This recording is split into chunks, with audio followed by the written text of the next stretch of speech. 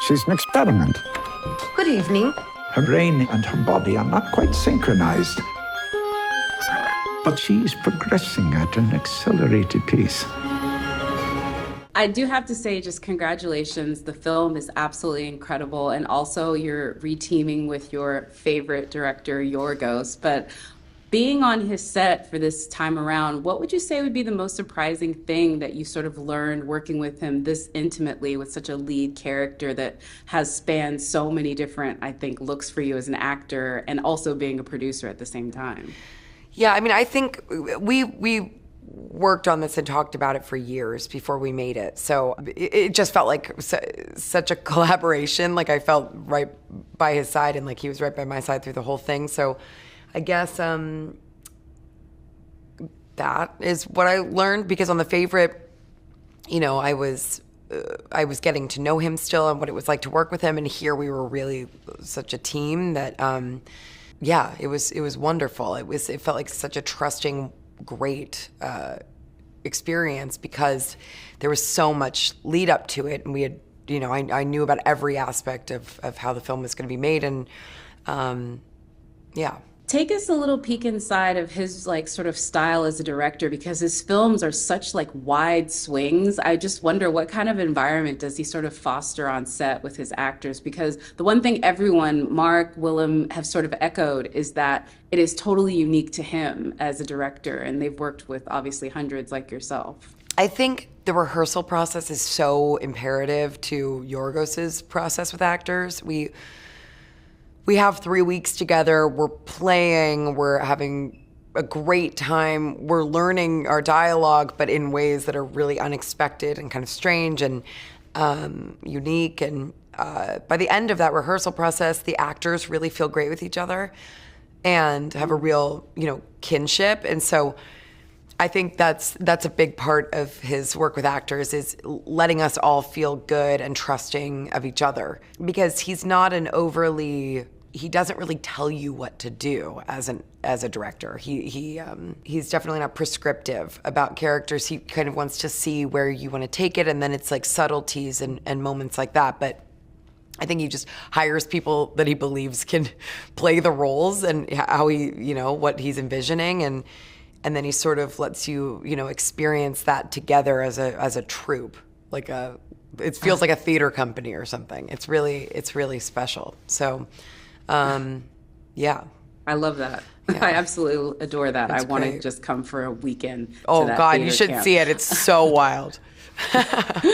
Especially.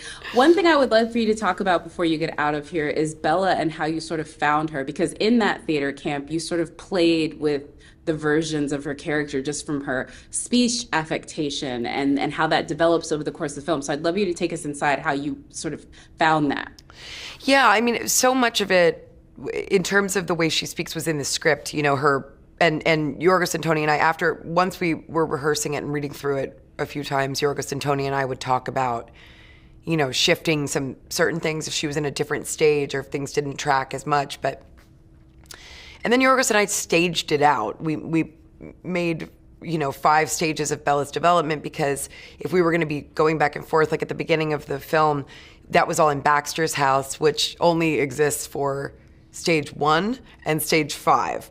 The beginning and the end, and we hadn't done any of the middle yet. So it was really important to kind of work on the physicality in advance, but still like have enough freedom to figure it out as we were shooting.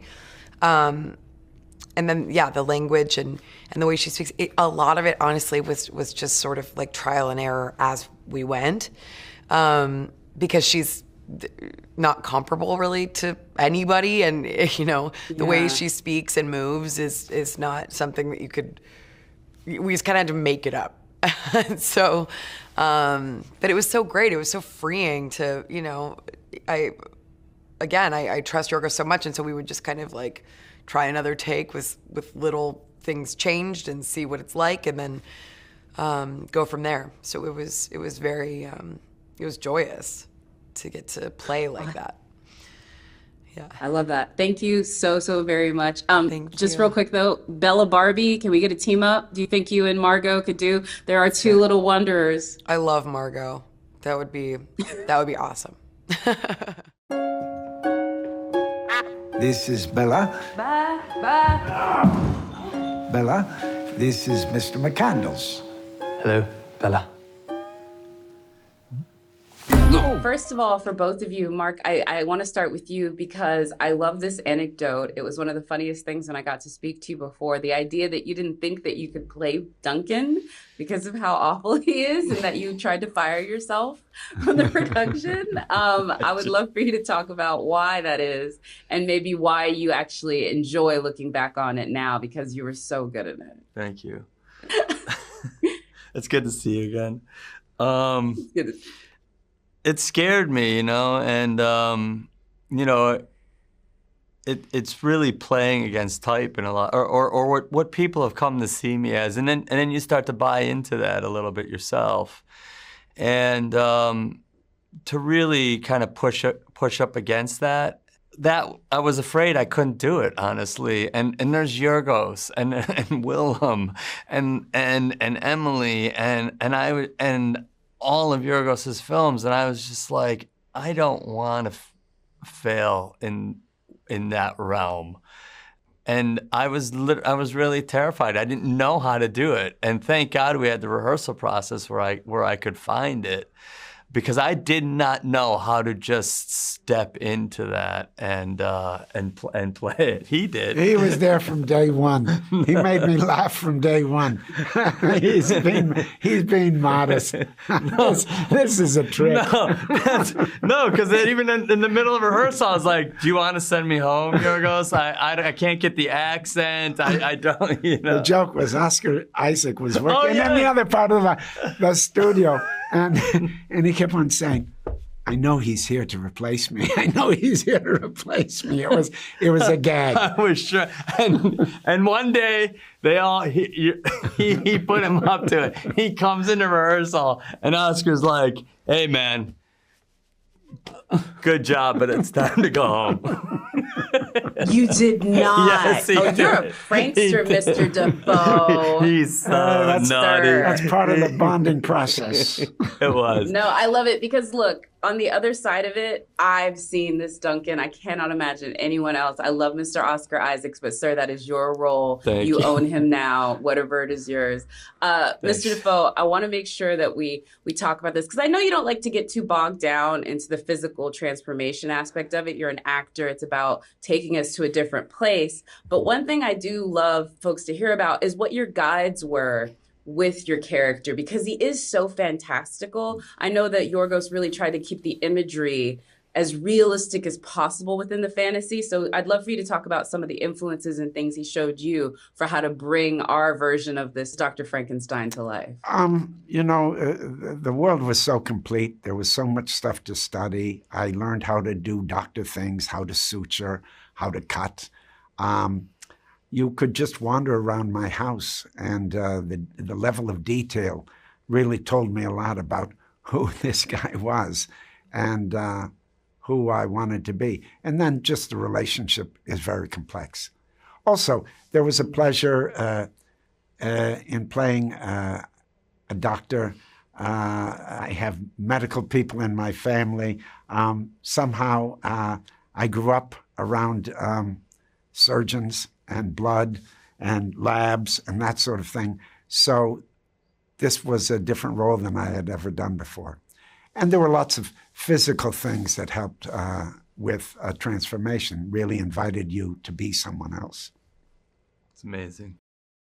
I find myself nearly jealous of the men's time with you, rather than any moral aspersion against you. It is your body, Bella Baxter, yours to give freely. I generally charge 30 francs. Well, that seems low.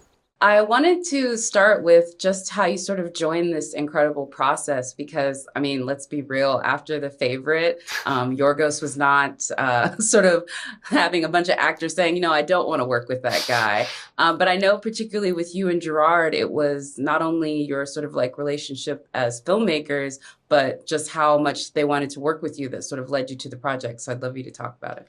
Yeah, I mean, it was such an honor to even, have a chat with Yorgos. And so, we just had this really great conversation for a few hours. And then at the end, he was like, you know, I'm working on this film, and there's a part that I think you'd be good at, and you know, let me know if you'd want to do it. And I said, yeah, I'll do it. And then he said, you don't want to read it first? And I said, I'll read it, but I'm doing it. You know, I don't care. Like and I said to him, I was like, dude, I'll do a beer commercial with you. I don't drink. I was like, I will do whatever. I'll sell whatever you. If I get to do it with you, I'm in. So there was that level of enthusiasm, and yeah, just really felt this great connection to him for sure. I think it's also so hilarious too because of what he had in mind for you, because so many folks know you from, you know, both as a writer, but also as producer, starring in your own show, but in a comedic sense. And not to say that Ramy didn't have like serious moments to it, but you're playing very much the straight man in this. Like you were Dean Martin and Emma's doing the Jerry Lewis. So as a comedian, what was that like for you to sort of play that other side of it? And also, what did you think of Emma's sort of like just such hilarious comedic chops? I mean, Emma is so funny, and I think she's definitely the funniest person I've ever been across, just in how fast she is and how smart she is and all the choices that she makes. And obviously in this movie, you know, she's doing so many different things depending on where she's at in her character's development. And for me, I was really thankful that Yorgos saw me doing something totally different than anything I'd done, and this is my first film, and so to be able to do that and you know, not just do accent work, but play this doctor and kind of really step into something that it was like there was a part of me that felt, oh yeah, I know I can and want to act in all sorts of different ways, and it was cool to not even have to advocate for myself in that way. He just kind of said, no, I think you could do this. And that was really cool. Yeah.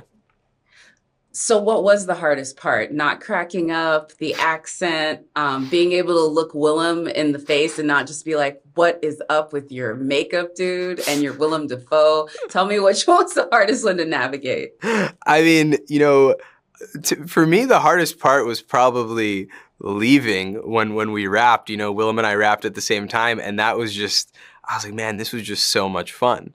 You know, even doing the accent work, which took a while, it was never frustrating. You know, it was always just, it felt really expansive and really collaborative. And, you know, Willem and I studied with a mortician and you know, we shot the film in Europe. And so we're just with this mortician in Europe cutting open, you know, animal organs. And I was just kind of like, oh yeah, this is, I didn't think I would be doing this, yet at the same time, I totally understand that I'm doing, you know, it somehow made all the sense in the world that life would bring me here.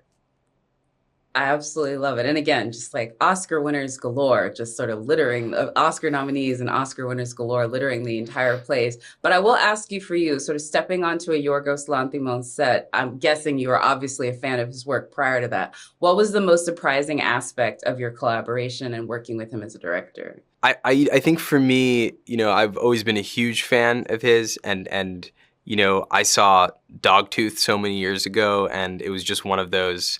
I remember the people I was watching it with were like, what did I just watch? And I just was like, this is one of my favorite things I've ever seen. You know? So I have like that kind of level of love for him.